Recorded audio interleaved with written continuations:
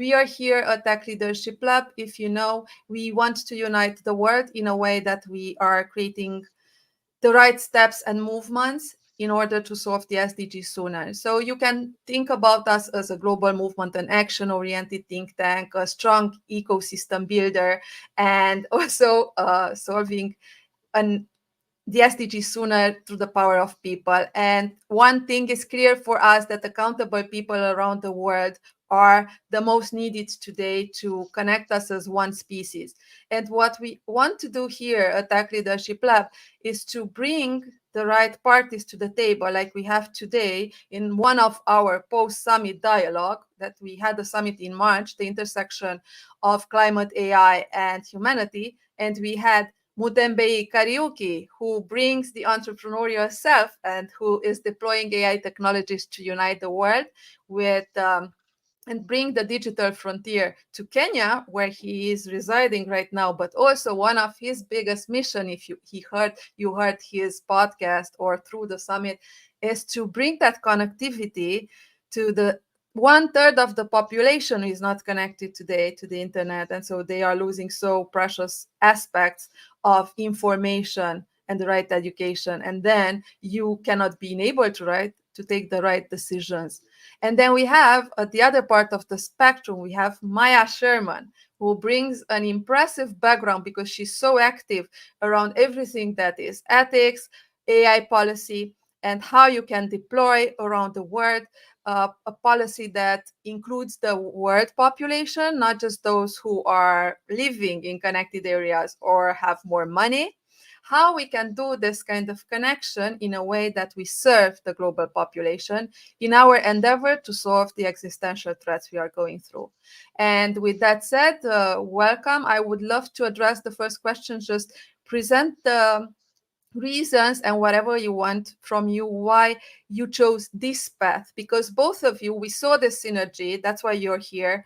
You are solving the same thing from different perspective. You bring the solution as an entrepreneur, Mutembei, with your company, and then Maya, she is preparing the stage, the policies that are need to be built in a way that enables this kind of new technologies to connect us to the grid as a global population. Also, because you're in Kenya, please, we had, based on our focus on climate, you just had a big flood a couple of days ago, exactly in Nairobi. And this is something that it's alarming and connects us to a global level, human level, that these things are happening, are real, are here, and we need to do something about it. How is the situation? What can you tell us about this? So thank you very much, Christina. It's a pleasure to be here and to be back again speaking with you. So to everyone, as Christina mentioned, my name is Mutembei Kariuki. I'm the co-founder and CEO of Fastagger. So we're an AI startup really focused on democratizing AI, really by focusing on building smaller language models that can work on low connectivity, low power smartphones, because we want to bridge the divide that is actually coming, which is the AI divide. Because, you know, out of the world, this is about 2.6 billion people have never used the internet, and so most language models and most generative AI right now is really being accessed to, you know, high-speed internet for G8, 5G, and so most of the world is not having access to this. And so all of this has been inspired by, you know, my background, having, you know, grown up here in Kenya and also connected to even this conversation about floods. So I was really inspired by someone called Professor Wangari Maathai, and she won the Nobel Prize, Peace Prize for her work in environment work. And I remember I had a chance encounter of meeting her when I was about 14 years old. There was a conference going on in Cairo. And, you know, it was just amazing. I mean, Kenya had gone through a dictatorship for about 24 years. And so this is my early childhood. And I saw on TV when the president at that time, this is about the, you know, 1997, 98, you know, was, you know, saying, who's this, you know, crazy lady, you know, fighting for trees, and, you know, should respect her elders. And, you know, I really got inspired by, you know, just her commitment towards bringing up, you know, particularly how democracy was also connected to protecting the land. and protecting our environment, and how her love for nature was. And years later, I ended up going to school in Japan, and there's something she made famous worldwide called motainai, so no waste, and how we should take care of the environment. And that's particularly one of the things that really inspired me. And we are seeing the fruits of what she fought for, and also the consequences of people not having followed what she was fighting for, of conserving nature, of keeping trees alive, or not waste, managing waste properly. And so what's been happening in Kenya is there's usually the phenomenon of El Nino, which is an adverse weather event of a lot of rain, that happens in the tropics. And this year, because been a lot of human in cutting down of trees, and invading riparian land, the built environment over the last couple of years, since the last El Nino cycle, has expanded to where the rivers are. And so you're finding that a lot of the flooding is actually the rivers taking back their course, right? It's the way the natural phenomenon would be happening, and now exacerbated by climate change. So there's a lot more water coming, and so it's washing away a lot of buildings that have been built next to rivers, because the built environment didn't go so well. You're having a lot of buildings coming down, and this is not only in Nairobi. This is happening across the country, and across the region. So this is also in the East African region. And I think that really connects with what it is that we are focused on, is how do we actually access machine learning technologies and use them for good. And I remember, as part of graduate school, I went to graduate school in Japan, and Japan is very well known for disaster risk reduction and management. And I was part of the Sendai conference in 2015, that came up with the Sendai framework for risk management. And I remember our professors took us to the supercomputer in Kobe. It's called the K computer, and they were running simulations using data from past calamities, such as the one that happened in 2011, with the tsunami and earthquake, and they were using that to actually simulate how to prepare for disasters in the future.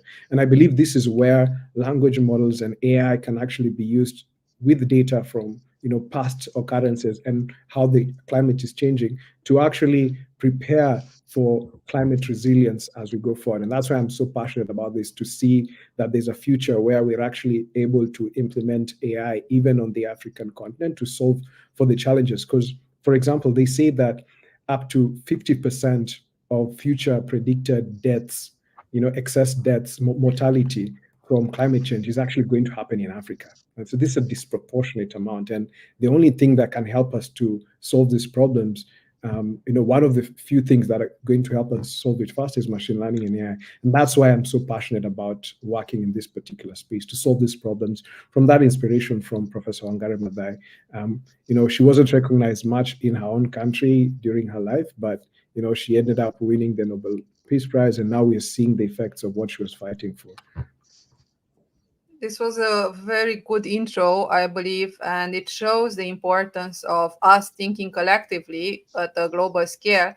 And here, Maya, I would love to hear your thoughts. Maybe you have a replica to Mutembei, or if not, you can also present your angle and what made you go on this direction of AI Yeah, ethics and policies.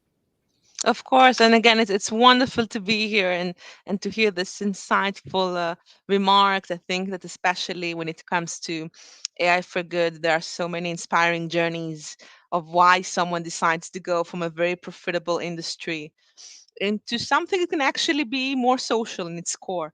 And I think that for me, there is a lot that I resonate with when it comes to the fight for climate justice and fairness, and using more, I would say, technologies in a way that can benefit everyone. And I think that for me, it started from, I would say, almost a distortion of thought. I started in cybersecurity, and for me, it was a very profitable industry, not always the most woman friendly. And I always thought that there is something quite complex and unjust in the way that this industry is built on the fact that there will always be a hacker, someone that will protect, and always a victim, meaning the equation will always have to remain. We will never be able to solve someone's problems. This industry cannot solve all the different vulnerabilities because otherwise someone will not profit out of it. So I think that for me, I was looking for an industry that will actually solve problems, help people regardless of their tendencies of what they want to do in life. And that's what kind of brought me to researching it more academically. And when I got into data ethics in 2017, I also saw something a bit weird, which I found all the scholars of AI regulation and ethics speak about very dystopian scenarios, but they are not talking about the real problems. Especially initially, there were not so many studies on the problems that AI can solve in climate change. Now, when we are thinking today on all the case studies, AI as a technology actually has so much to do and contribute compared to all the dystopian scenarios initially that were talking about cyber soldiers and replacement of humans. Unbalance between where most of the knowledge sat and where the technology was actually needed inspired me to look for other directions. So I started with diversity technologies in HR tech companies, trying to see how AI can increase the odds of candidates to actually be recruited with the global Fortune 500. I was doing this more in the Middle East, in the US, did my master's afterwards in Oxford, and gradually shifted into social technologies. Um, and then I feel that it was a gradual process for me, and I think especially inspired by my relocation to India, where I'm currently at, to trying and see how AI can actually be beneficial in climate.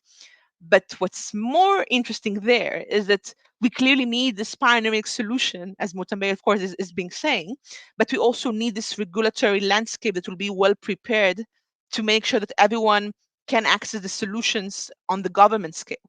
Um, and there are still a lot of things that we need to test and examine, and that's why I believe the interaction between those who create the solutions, those who help regulate the technologies is more crucial than I would say in any other time in history, because AI is still yet to be regulated in a way that is very, I would say, broad and wide in its implementation. We're seeing this more in Europe in terms of the AI regulation, but Europe is not the world. We need to solve a lot of other problems in other places.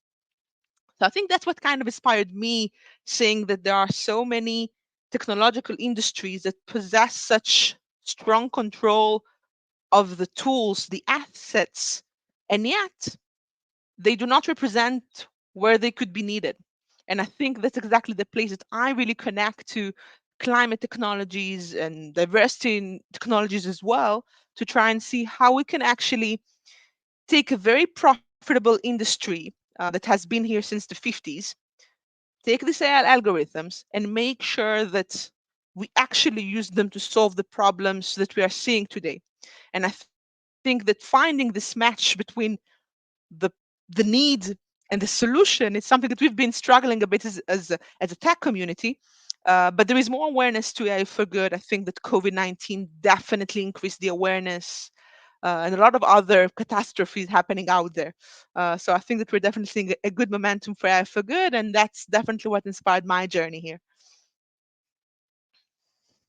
I truly like the fact that you both are on a mission and you are very strong with your voice about bringing this kind of inequality to an equal place, because we cannot solve our problems today when everything is interconnected if we just consider Silicon Valley, because there is the AI power, or other places, or just research centers, universities like Oxford. We cannot just think in this kind of small clusters.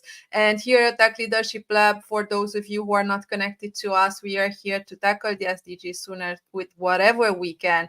And we see everything in collaboration. We cannot solve these things alone. we can solve them if we highlight the right type of people and leaders as you two here in the room and others who were part of our first summit. And our next stage, the global story, is based on what we discovered through our first summit and listening to the voices around the world. And our consensus document that you might want also to download. And we are here. And Danielle, thank you, Danielle, who shared the link. This is the link you can go to, and on our website you will find the consensus document as well. You will see the summit replays. I want to welcome everyone who is joining us on LinkedIn and YouTube. We are here for you. We are reading your comments, even if I was muted during the first part, and I'm sorry for that. We are here to make a difference because there is a lot of talk. We are talking right now, but all of these people here, Maya, Mutembei, we at Tech Leadership Lab, we are actively doing things, not just created the consensus, but we are reaching out to policymakers. We are reaching out to companies. Our next global story project that includes our next summit in October, it was based on identifying that we need a unifier narrative around what the globe, one species of humans, everywhere they are, no matter their location, age, gender, sexual orientation, are aligned on a potential future they desire, all of them. And once you have that kind of clarity, you can have maybe this is our hypothesis based on what we gathered from the world, to give that kind of relief and oxygen to policymakers to know what is needed, because this is what the global population wants to. And so this is a very audacious next project, but for sure it will be maybe the most intriguing, interesting research project ever that will see and connect where we are today as species, what we want our future to look like. And I want to repeat this, not just based on the typical locations you are seeing everywhere as being successful. And because this is also an aspect I started to see, I was in my own bubble. I'm in Europe, right? You are in India, you are in Africa. We are in 3 continents right now in this room, plus our amazing guests who are reading and writing and interacting with us. Please put your comments and questions. We are here representing right now different parts of the world, but many times I was caught on just the good side that, oh, wow, AI and what we can do with AI, but we still need to solve things with AI for a third of the population who doesn't even know what is that. They need to create a huge jump from a farmer background, right, to an AI. They just jumped through the internet, period, without even being too much informed or taking advantage of. And so let's continue this discussion very active orientedly based on you two. Imagine a farmer in rural Kenya that it can use, or it should be able to use, AI-powered apps and developed by Fastagger. I hope I pronounce this good. Mutembei, receiving real-time data to optimize for crop yields and to know how to use such an app, a direct application that then Maya creates a policy that aims to make both ethical and accessible considerations for the world. Or if you have a community in India where Maya's influence on the digital transformation, it could also ignite and create management that includes the implementation systems that can enable any kind of farmer in a community in India, or not just farmers, but people without access, to make the systems both effective, efficient, and sustainable. And so what do you need, Mutembei? What do you need from policymakers to make your dream come true that includes a third of the population to be connected to the grid and have access to AI?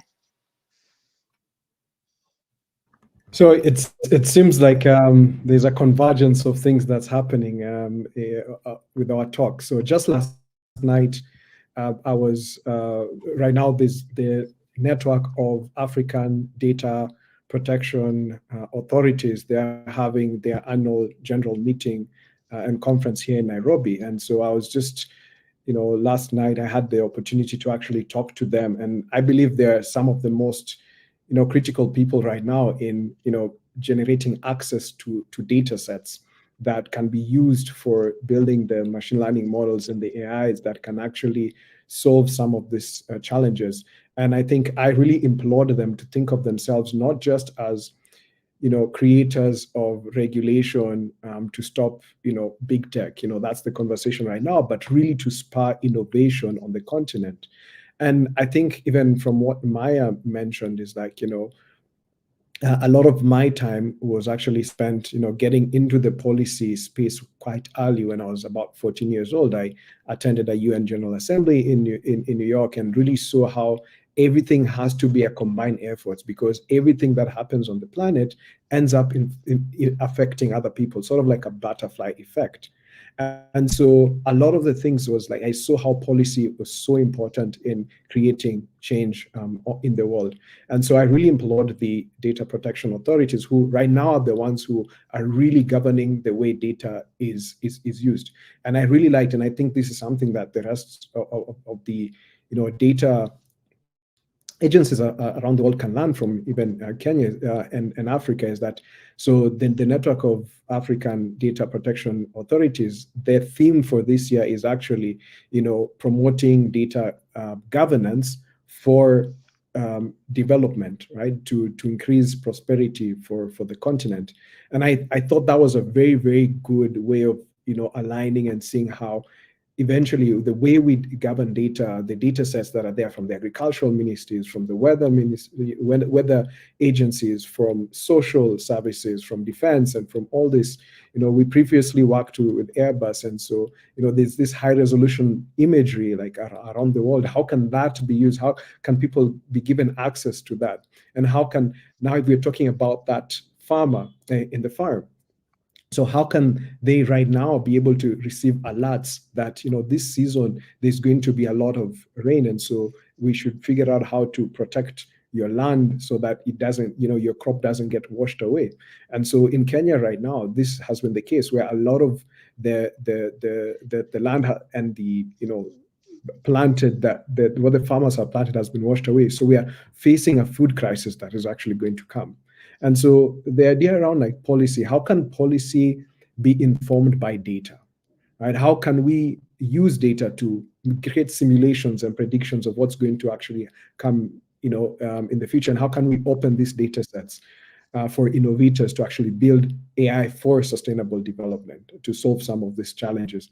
And so that's where I really look at the policy space. I think it needs to be a space where people are working together with developers, with people who are in the farm, the farmer, whether it's the shops that are going to be affected by inflation because the food prices are going to go up, because the harvests have failed, everything is intertwined. So when we're talking about policy, I see policy really as an overarching space. And right now, even in Kenya, we are very heavily involved with the creation of the AI strategy. And we've really been asking, other parts of the world are thinking of AI, in terms of, making really cool movies and videos and things like that. Yeah, that's really good. But how can AI actually be used to push forward like human prosperity, even for those people in those places, such as the farmer, who now, in this particular case here in Kenya, we're working with the German Development Corporation, and they have actually worked out. We actually yesterday met with someone from Rwanda, where they've actually built text to speech and speech to text models that run on the phone without access to internet in Kenya, Rwanda. And so we're seeing how can we do that for other languages, so that the farmer is literally just talking to in their normal language, because most of these farmers, they speak in the languages from where they are. I also spent a year in India working with innovators there. And India is a place where every 100 kilometers you go, it's a different language, right? And it's millions of people, hundreds of millions of people. It's the very same case in Africa, where it's over 2,000 languages, right? Everywhere you go, even within Kenya, for example, if I go 100 kilometers, actually 20 kilometers, there's a different language being spoken. So how can these farmers be able to speak to information services that are in their language and that are communicating them in their own language. And so that's how it's like policy has to be overarching to actually allow innovation to happen, not really to regulate in sort of a doomer way, because right now there's a lot of doomerism about AI. So I think policy should actually be there to open up innovation, and so that more people can come up with innovations for social impact.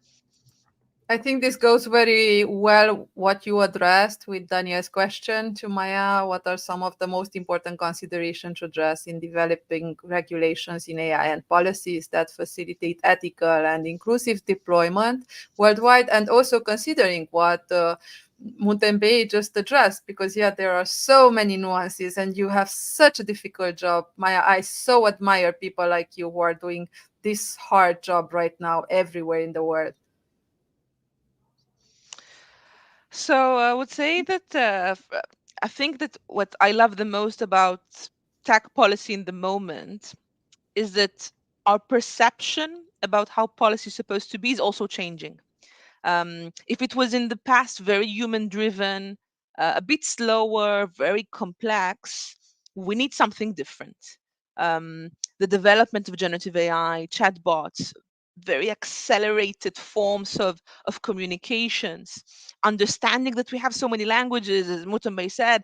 I mean, I wish I knew more languages here, I would say, in India, but there are more than 20 official languages. There are more than 900 non-official languages. AI can actually help us make sure that we have a translation for all of them in real time. This is something that the government is doing. So the more we are seeing the advancements in AI, we are also required to make these shifts in the way that we design policy. As Mutembei said, we have today much more policy testings, evaluations, simulations generally. It makes the entire space much less theoretical and academic, and we actually use AI sometimes to visualize some of the scenarios.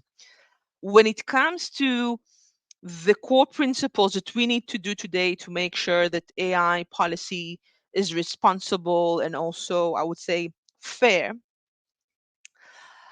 So I think that as probably the most important thing is agility, meaning the policies today, the scope of them has to be, I would say, agile enough to change or to be adapted to the different change that we're seeing in AI as a technology, different than other, I would say, more universal guidelines that we've always accounted in the past. I think that the second and quite important thing when it comes to AI policy is understanding the limitations of AI. And this is something that is kind of a very hard balance, because on the one hand we want to say AI is amazing, it will solve the world, we'll be able to solve climate change. In the same time, has still very high costs, which is one of the biggest hurdles and obstacles when it comes to implementations. Energy cost, the energy consumption of AI is gigantic.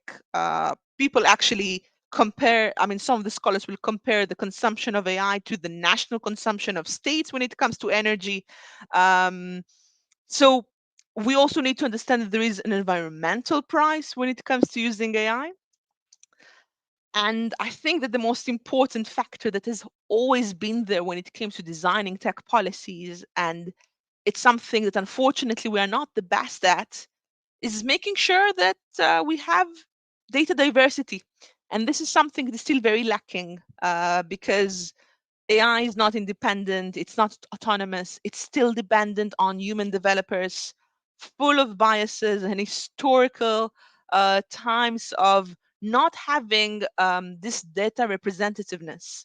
So now, when we're designing policies, we first of all need to understand the threats. That how do we actually make sure that everyone is included here? We need to make sure that the data sets are aligned.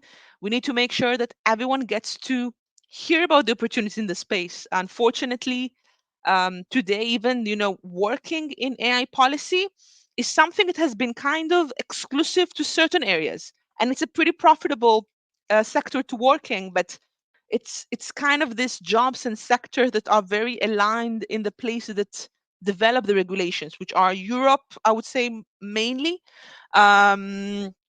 US in a while, but in the same time, India is pushing quite substantially for local regulations. We're seeing it also in other places.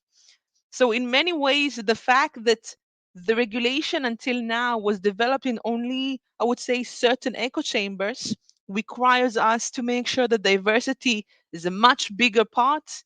Today, we do have NLP and the ability to create real-time translation across languages. In India, it has been tested with the farmers with amazing results. As part of my position in India, we are leading AI literacy programs for farmers and other informal workers, just out of this point to use AI for the right purposes and making sure that everyone understands this kind of digital evolution. Um, so I would say that yes, it's definitely understanding the limitations of AI as a technology, making sure that the policies are agile and adaptable enough, and more than anything, trying to see as policymakers and combined with the efforts of those who create the solutions, how we make sure that AI is diverse enough. And this diversity has to be reflected in the data set, it has to be reflected in the audiences. And I think that what we are really missing is making sure that people choose to work in this sector, understanding that AI is a great place to be. So it should not be only the place of those who study regulations or those who got exposed to this from a very niche place in a way. So that's from my perspective. And of course, I'll be glad to hear any other views and questions about that. Yeah, and I would love to let you to talk as much as possible. So this next question here, and thank you for everyone who's contributing from Grace. It works for both of you, but now Mutembei, you could come also from the ground with some examples because you saw what type of options there are to with the access to have this kind of opportunities. Can you maybe give us a couple of examples from your technology case studies? Yes, and I really, really, concur with what Maya was mentioning about diversity. There's really, that's what AI is. It takes in our biases and takes in everything that we usually. So, for example, the last couple of years, we've seen how, one of the things that we've been working on is, building data sets that can be able to work on dermatology for darker skin tones. This has been a very big challenge, right? So you have the scarcity of doctors in most emerging markets, whether it's in India or in Africa, but most of the models that have been built outside the continent have been built with only a skin type of a certain type, and so they can't work in other parts of the world. So for example, you have the neglected tropical diseases. You can imagine there's still leprosy in some parts of the world, and it's very easy to be able to use a large language or a language model that's running on a phone to be able to, a multimodal one, to actually be able to take pictures and be able to tell symptoms and then have the protocol of how to take care of the person. So this is one area that we've seen, and that this can happen a lot in the periphery. We've had some conversations with some like Google on how to collect some of these images, and we've got the Africa Leprosy Foundation, and then also working on the other. So 7 of the neglected tropical diseases manifest in skin, and this is happening in a lot of rural peripheral areas where you can actually use these models. Another space that we've actually built a solution is in working with small and medium enterprises. Small and medium enterprises, they employ about 70% of the employed of working age people on the African continent. And if you think about it, by 2035, 1 in 4 of the world's working age population will be in Africa. So even when we're thinking about policy and regulation, when we're thinking about, continents, the average age in Africa is 19. So you cannot take a regulation and policy, which is being developed in places in the world where, average age is 45, 50, it's a very different segment. And, you have people who are very young on the African continent. And so even the policies will need to be different of how the future of work will be affected. And so for us, we focused on the small and medium enterprises, which contribute about 40% of the African GDP, which is about $3 trillion right now. And so we've really seen how can we be able to give them the tools to grow their businesses. Most of them don't have digital tools to help them grow their businesses. In the US and Europe, people use Amazon. It's a recommender engine. It gives you advice. It helps the companies grow. But in most of the 100 million small and medium enterprises on the African continent, they don't have these tools. So for us, we've seen how AI can actually help them by, most of them also don't have data competencies. So really AI has become very good at analyzing data, being able to tell businesses how they're running and how they can grow. And so that's one practical solution. If you're talking about farmers, we also previously did some work. We got through an Airbus accelerator, and we were actually able to see how you can use remote sensing data to actually do land boundary detection, so that you can be able to do yield prediction for the farmers and be able to now connect them to market as well. So these are technologies that are being done by, recently there's a Kenyan startup called Pula that does farm insurance, also using geospatial data. So that's something else that's being done on the rural side. There's also education, right? Right now, one of the big challenges is educating a population that is going to be at 2 billion people for young people in the African continent. The African continent is the youngest and will be the most in the world. So how do you educate these young people? There's not enough time to train all the teachers. So how can there are startups here in Kenya? So these startups like Zeraki, which are actually working to help teachers to manage their students and to mark the papers, and also for education. Generative AI is brilliant for this and can work to have personalized education. The MasterCard Foundation is helping a lot with that here in Kenya. And so those are areas I've just talked about: health, agriculture, SME support and growth, and then also in the space of education. So those are core areas that I believe should work. And then now, of course, we've just talked about climate and mitigating and creating climate resilience for businesses and for farmers. There's also a lot that's being done in that particular space. And so I'd say those are some practical solutions that are actually happening on the African continent here in Kenya. Yeah, and I would love to add here also that my question is, how do you see the people who had no contact with technology, they just need to jump to such a huge new solution as AI, because you saw them on the ground. And we, as those who want to facilitate this and help them, what could we do? Because I would want to know their reaction. What can you tell me about this? So that's the amazing thing about if you're looking at populations in places like India and Kenya, most emerging markets, they are very young people. As I mentioned, average age in Africa is 17, 18, 19. If you're looking at India, it's maybe 20, 21. So the people are very fast at leapfrogging and getting technology. So what we've seen is people, they're not even thinking about whether this is AI or other things. They're just they become native to it. They already start using it. So if you're thinking about what people have been able to do with like mobile money, for example, in Kenya. So mobile money was introduced in Kenya about 17 years ago. The idea of sending money on your mobile number, right? So that is something that started in Africa 17 years ago. We already leapfrogged in Africa and in India to using mobile phones, while the rest of the world was using copper wires, right? So it's not even a problem of whether people will take time to be able to understand these technologies, but they're already solving a problem that they have, and it's what they're using from the word go. If you think about it, Kenya has the most users on WhatsApp, most usage of WhatsApp in the population at about 98%. Right? I know even in the US, people are a bit averse to WhatsApp, and so even the idea of like how text, and now when Meta has included now a chatbot.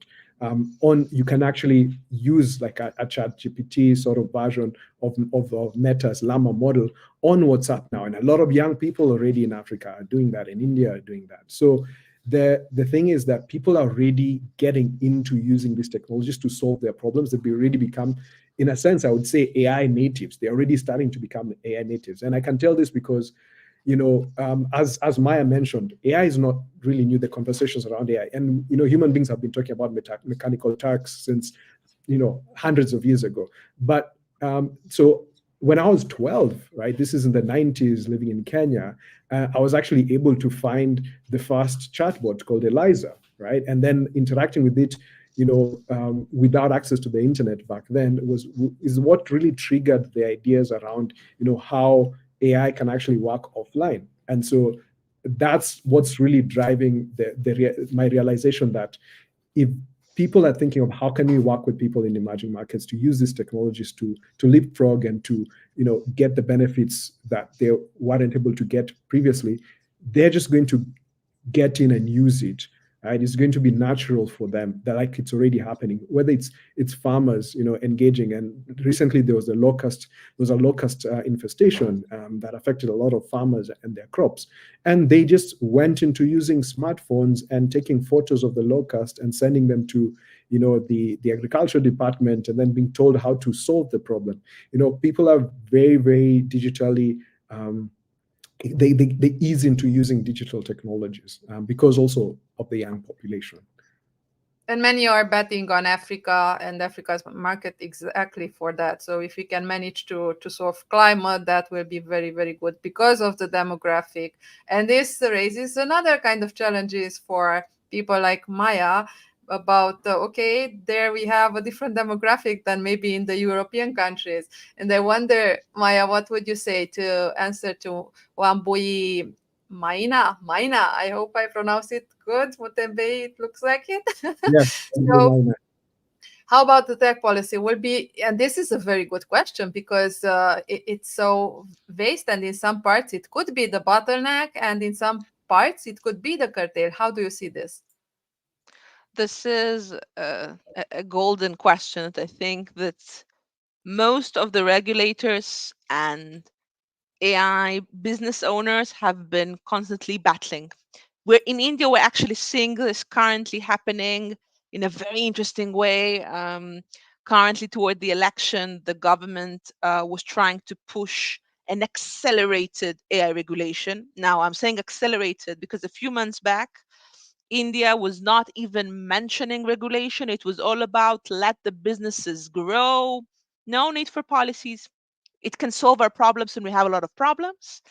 Um, Now, with the elections, deepfakes started to emerge.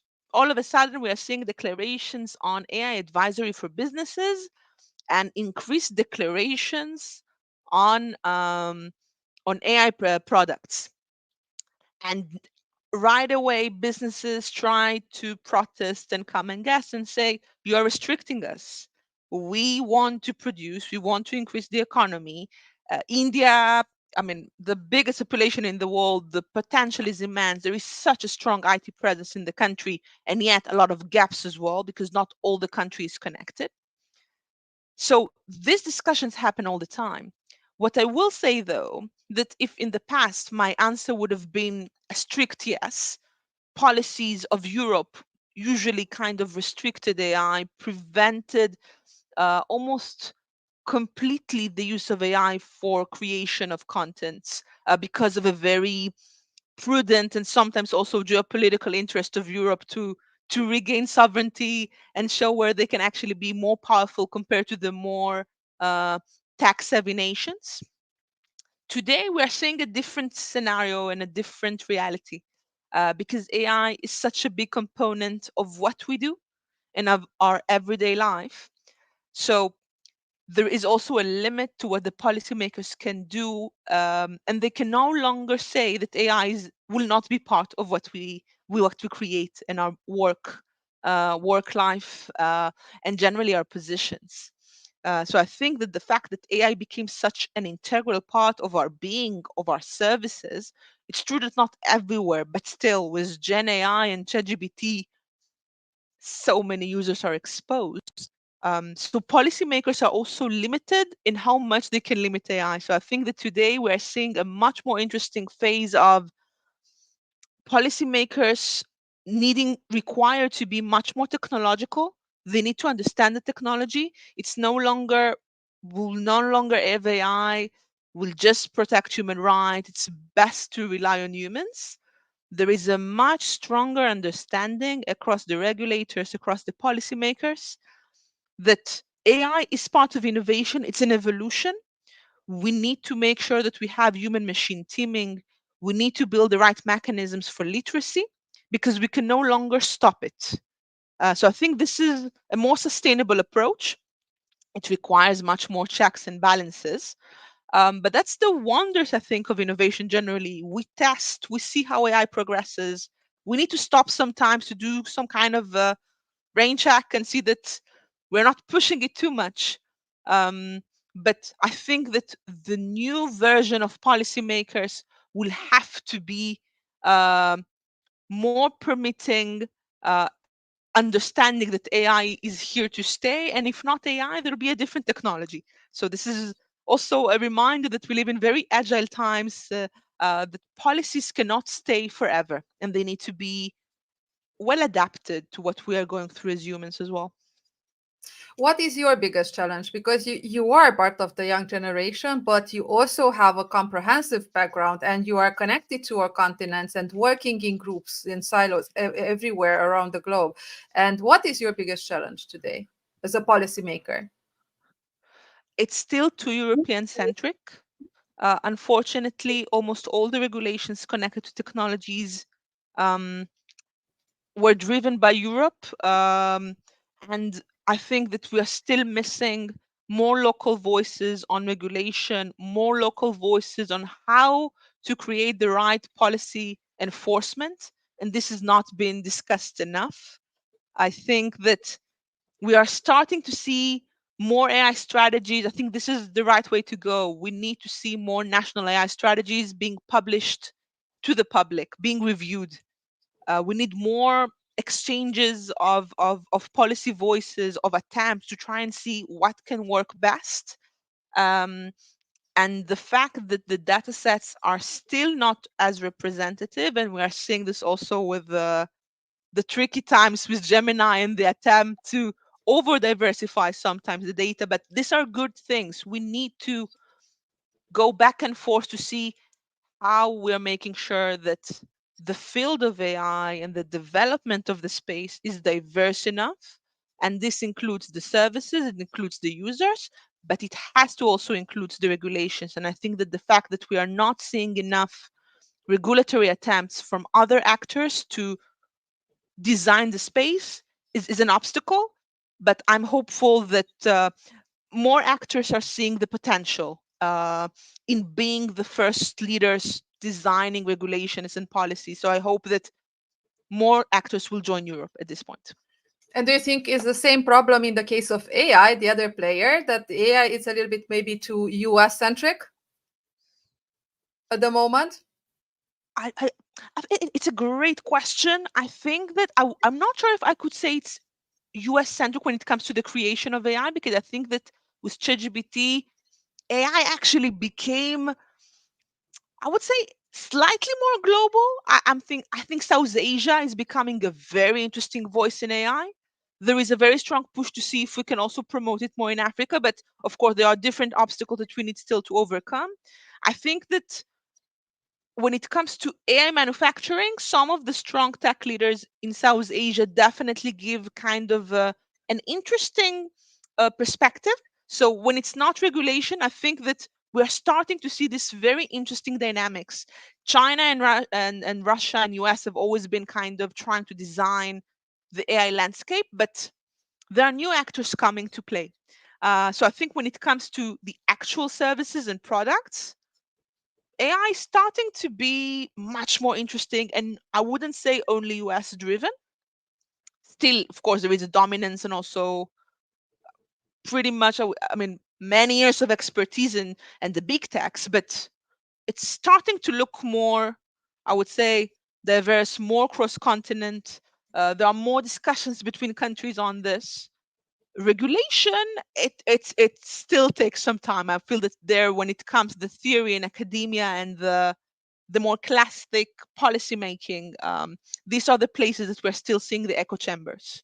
But Okay. again, still interesting time to see how AI will progress in this space. Very interesting, your answer. I'm glad I got this angle as well. And so do you think that open source is the right approach in this case? Because here are also voices how much open source it should be. But the fact that there is an open source there, like ChatGPT, it is a good thing if we can make sure that what we get from it on a global scale, it's also safe enough, right? And on this perspective, we are thanking everyone who's here. We will go abroad maybe about 10 minutes because of the initial part where, yeah, we had the muted part. And for that reason, Maya, what would be your question to Mutembei? Because you together, you could create amazing progress working together for sure.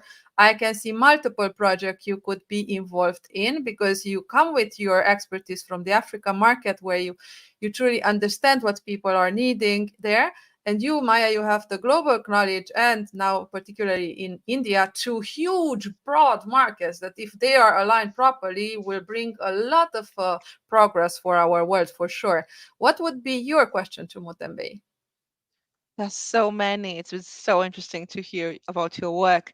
I think that I'll be very curious to hear how do you think the AI roadmap in Africa will look in the upcoming year to 3 years? Because I think it's super exciting times in Africa. There are a lot of challenges, but in terms of opportunities and generally the international lobby around, I think it's a very interesting time to see. So I wanted to see how you're envisioning the next 1 to 3 years in the continent.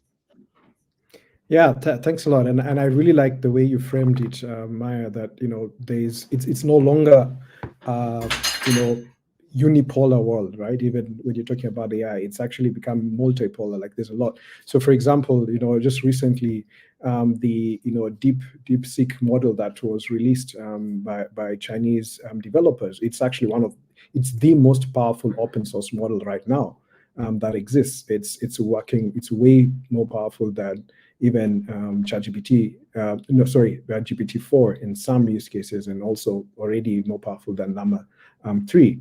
And so the way I look at like the African continent right now is that there's already a lot of momentum happening. There's a policy body, like the Office of the Data Protection Commissioner in Kenya already has a chatbot developed by African and Kenyan developers that they're using to educate people about data protection. The business registration service here in Kenya by a local startup has also developed its own chatbot that actually answers questions also in Swahili about how to start a business here. Nigeria has already started its work towards coming up with a national strategy for AI. I've been very, very involved in the Kenya national strategy development. We've already had like 2 meetings in 2018. We already have had a blockchain and AI emerging technology working group and task force that was formed to build it. So in the next 2 years, I really see an acceleration. So there's already been since 2017-18 the Indaba, the deep learning Indaba, which has been a community of building skills around deep learning, machine learning, general AI technologies that has been meeting every year. Some of the companies, the largest exit of a tech company in Europe and Africa was InstaDeep from Tunisian founders, right? And so there's a lot of movement that's happening. There's Lepa AI out of South Africa that has actually been working on building, local language models, smaller language models, really to solve problems on the continent. There's, for example, for us, we started our first sort of, movement into the AI space was back in 2016. As I mentioned, a lot of the policymakers are, the people who have been in the data protection space, as you rightly said, because, I wear two hats sometimes because I previously also worked in the policy space with the German Development Corporation. So spent a lot of time in Berlin and in Germany and the EU, and you see that a lot of the regulation has been moved from there. I've ended up spending also time in the US and seeing that, okay, they've been a lot more about, researching. And so a lot of that is also happening on the continent. So if I look at the next 2 years, I believe for the African continent, it's going to be a lot of conversations about getting the infrastructure. So, for example, Kenya is now positioned as the global green AI country. So we have about 10,000 megawatts of geothermal energy that we actually haven't explored yet. And so recently there was an announcement by Microsoft and G42 out of the UAE to invest in a 1 gigawatt data center, powered purely by geothermal energy. And so that's already a huge thing. So that's already, they've already signed the agreement. That construction is going to start happening. And so in the next 2 years, that's a huge capacity coming in sort of the hardware. So that's, the data centers, the electricity that is required. Then you have the hardware. So recently there was the American Chamber of Commerce Business Summit that was held in Kenya. And the current ambassador of the US to Kenya is Ambassador Meg Whitman, who used to be the CEO at eBay and HP. And so she's really been, pushing, the idea of technology as a way to move Kenya forward. And she really also focused on data centers, capacity. And, you already have a semiconductor foundry here in Kenya that now has come up with partnerships. I think they just signed that they were going to do over $400 million investment from the US to build capacity for building semiconductor chips on the continent. And then so you have a lot of this movement starting to happen in the different countries, particularly Kenya, Nigeria, South Africa. And I was recently in Ghana in February, where we had an AI for development meetup with a lot of agencies, whether you're talking about Bill and Melinda Gates, you're talking about the FCDO from the UK, you're talking about the GSMA, and everybody was like, how do we get access to the right data? How do we actually get use cases out? There's, for example, what we've really been focusing on is having on-device machine learning. This is something now that's becoming an interest in the West, but this has always been something that needs to work here. So I see a lot more small language models, coming up, a lot more of, work now being deployed, a lot of language focus on AI, because you really need that to reach a lot of the people in the country. So voice AI will be a very big thing in the coming 2 years on the African continent. And I think a lot more about training, getting young people to understand the technologies. Cybersecurity is also going to become a big thing. So there's a lot of training. I think Cisco set up a training center for cybersecurity here in Kenya recently. And there's a lot more education that's happening in that side. So I think I'm seeing a very upward trajectory in talent, in compute power, in electricity, in the data centers, and the use cases being deployed. Because I think, to be honest, India, Africa, Latin, the emerging markets are some of the places where the most impact can be had by deploying these technologies. And already, if you think about it, right, Kenya and India were the countries that young people did the data labeling for ImageNet out of Stanford, right? So Africa and India have been very much part of the AI revolution, especially in its current state, from a very long time. And so even when you're talking about, creating some roles for younger people doing the data labeling, of course, in the safer work, right? So there's a lot more of that. I see a lot more of, unionization happening with the data labelers and the moderators coming in for AI. So better working conditions for them, because definitely it's going to be, Africa that a lot of the young people who are become digitally literate, who are going to be doing the work for, especially a lot of supervised learning, because we've been talking a lot about generative AI, but there's so much more of supervised machine learning that is happening in terms of use cases. So I think the next 2 years, I see a lot of things happening, even on top in terms of the policy. As I mentioned yesterday, we were with the data protection agencies like across the continent. They're here in Nairobi, and a lot of them are thinking around AI, and a lot of them are now thinking about how can we harmonize and localize a lot of these regulations. It's not just about following what the EU has come up with the EU AI Act. It's not just following what the US has come up. It's not just following the Hiroshima, process on AI. It's how can we have an indigenous voice. So we actually had a very big meeting from across, people from across practitioners in AI and researchers from across the African continent. We met here in Nairobi. We had companies, whether it was Microsoft, whether it was, other developers were there, and we really talked about how do we come up with common documents about AI. And next week, actually, so enough practitioners and academics will be meeting in a town outside of Nairobi to actually continue work on the AI strategy for Kenya. So I see a lot more of that happening across the continent. And then finally, I do see a lot more of AI conversations in terms of the impact of AI in other technologies. So when you talk about biotech, that is happening. So if you're talking about, how can we solve for diseases? DeepMind, which came with like 200 protein structures. I see a lot more of that happening, of AI being applied in these other spaces as well. So I think the next 2 years are going to be a rapid growth in activities and people building machine learning technologies on the African continent. And Well, Africa is going definitely. to play a bigger role. Yeah. Before I'm wrapping up our live and I conclude what we discussed today, your question to Maya. Yes. I think I'm really intrigued by your experience previously in the cybersecurity space and how you see the acceleration of the ability for single actors with AI technology to do a lot of things with the technology. What are the advancements that you're seeing in the cybersecurity space that you would see as the ones to really focus on so that we can be able to contain whatever might happen with different actors around the AI space? I think that it's a very interesting question, because I think that AI, and I think that especially the recent advancements in AI, did not necessarily lead to such sophistication in the technology itself. Meaning, the recent ones were very crucial to the democratization of data, making things more accessible.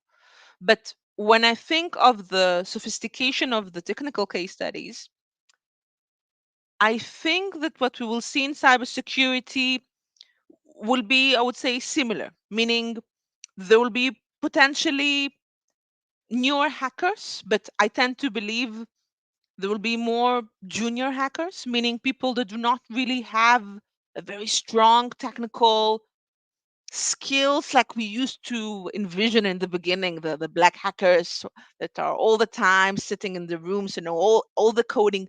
Today it's no longer needed. So I think that there is almost an accelerated way to do cyber attacks today.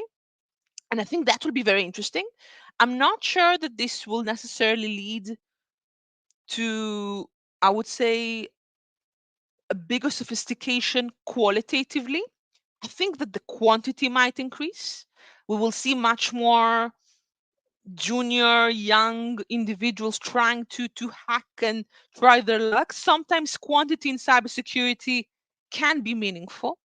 So I think that when it comes to this very interesting intersection of AI and cybersecurity, I tend to believe that we will see more interesting personalized attacks. So everything connected to phishing, the ability to create the right tailored contents to touch certain sensitive points of the victims, this might increase.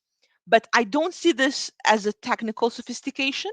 I see this more as perhaps an operational acceleration, in the sense that more people can do this. It's no longer the very heavy tech people that can do the cyber attacks, and I think this is something quite interesting. So I think that compared perhaps to many other industries, I think that the recent advancements of AI in cybersecurity are not necessarily the ones that will make it more sophisticated. I think that the development of quantum might be more interesting when we're speaking about cybersecurity. And I would say generally, the development of more sophisticated AI algorithms and methods that are not just Gen AI, um, these are the ones I think will be more meaningful. Hopefully, more discussions on deep learning and NLP. But these are the things I think take time to develop. And currently, because I think the very strong hype of people around the more simple models of Gen AI and conversational AI, it will be interesting to see if hackers will still try to go for the more sophisticated qualitative attacks rather than going for the quantity.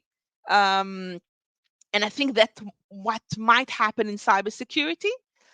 So I tend to believe that other technology might be more impactful at this point. That's my perception, at least. I think that IoT clearly can be very interesting, especially in the climate space when we're speaking about insurance, trying to see, I mean, will we see actually a cyber attack in the ecological space? A very interesting question.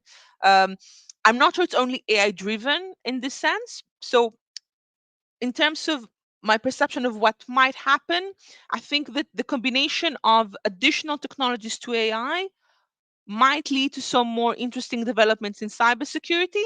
But other than that, I think that cybersecurity as an industry has always been quite independent because it's an intersection of technologies and it's not just AI driven compared to content generation, for instance, or video creation that are very AI manipulated in a way.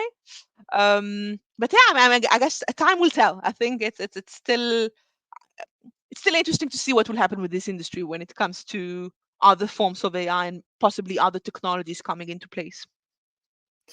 Where can people find you if you want to be found? And if you have a need, a call to action, what would you need for your work to move on much faster? Both of you, who wants to start? Maya? Sure. Uh, Today, it's much more accessible to learn about AI compared to the past. So, attending webinars, engaging with different AI researchers today, it's it's easier to understand the discipline. So, it does require to be more proactive and trying to learn new things. So I think always being open to learn about new things that you haven't learned in the past. I think that we will see new technologies coming into the space. So it is also important to make sure that we are able to develop our literacy towards disciplines that we are not as familiar with. I think that's my call to action in a way. I'm available, of course, in LinkedIn or anywhere else. I'm quite available online and we'll be glad to chat with anyone who is interested in the space. Thank you, Maya. So Mutembei. yeah, so for us at Fastagger, we are really, for the last 5 years, we've, really been pushing the conversation about building, smaller language models, getting access to data, and then focusing on running machine learning on device to really democratize AI to the billions of people who don't have access to it in areas where they don't have access to it to transform lives. So we are really focused on the impact that AI can create, and we're looking for supporters, people who believe that actually AI can be built on the African continent, because we've had a lot of situations meeting with VCs who just tell us that AI can't be built in Africa. So we're looking for people who believe that talent is globally distributed, and actually that solutions can be built locally. And so we're looking for such supporters, whether it's investors for AI for development, or if it's impact investors. That's sort of the people who we are really looking for. And I'd encourage more and more young people to get into the space. As Maya said, it's really democratized the way to learn it. There's Dr. Andrew Ning and the deep learning platform that has free courses for everybody to educate themselves and to solve problems using it. Whether you're a doctor or someone else, just see how you can use this to improve your work. And so anybody can be able to reach me on Mutembei Kariuki on LinkedIn. I'm active there. Or easily reach me on mkariuki@fastagger.com. You'll both stay very close to our community Tech Leadership Lab. You're part of the family, as we like to say, the extended family, because we only united can create the right type of impact. And what you both are doing is just like absolutely crucial for our world. Thank you for your contribution to our global future. That is so, so, so impressive. And what you shared today with us is just hope for what will happen. Mutembei, I love your energy. You are the type of entrepreneur who gives the hope, who brings that type of excitement about, look, how cool things are happening in Kenya, being excited about the progress in your country, on your continent. This is what the people need from a leader today, to see that there is a good chance to have a better future. Maya, your intriguing curiosity around everything that goes in AI and ethics and policy, it's another kind of very peculiar way to see from a policymaker. You bring that kind of youth type of energy, again, about excitement, what we can do together. And also you scrutinize every little element. So you're very, very much on hand. And I believe with people like you, we are on the track to have a great future together. And with that being said, thank you for everyone who was here next to us today. And I must tell you that what we continued here to do, a Tech Leadership Lab, the people we met, the people who joined us, you probably who are here, or you just got in touch with us for the first time. We are a movement, an action-oriented think tank, a strong ecosystem builder here to solve the SDGs. It's an audacious mission. We want to do everything that it takes on, but there are people around the world who are solving this thing right now as we speak. And if we can connect to each other to bring all of these amazing players together, I believe that our future will be bright. And the next stage with the global story, where we want to uncover the unifier narrative of our collective self today about the future we can all desire and want to show the policymakers and decision makers that this is what we want together. It can be such a huge jump in enabling our next steps collectively. And with that said, Christina Imre, the founder of Tech Leadership Lab, I invite you to subscribe on our channels. We are LinkedIn first and YouTube, where you can see the summit replays. We have a newsletter on Beehive where you can subscribe, checking out our website. And we'll be back next week where we have another post-summit dialogue. This time we go on a different type of discussion.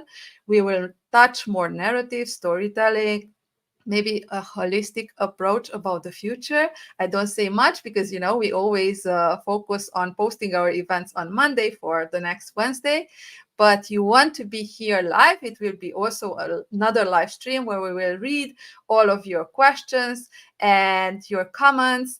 And I'm happy to meet you too, Brahima. As you see, we are here to grow that type of community that can shape the future we desire, because we are all in this together. And with that said, see you.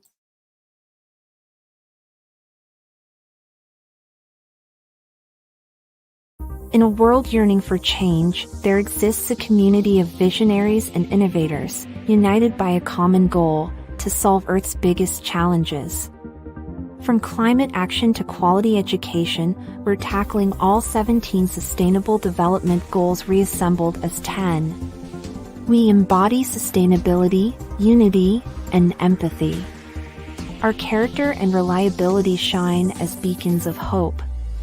As role models for future generations, we're building a world where wisdom and consciousness rise, harmonizing life with nature and all species.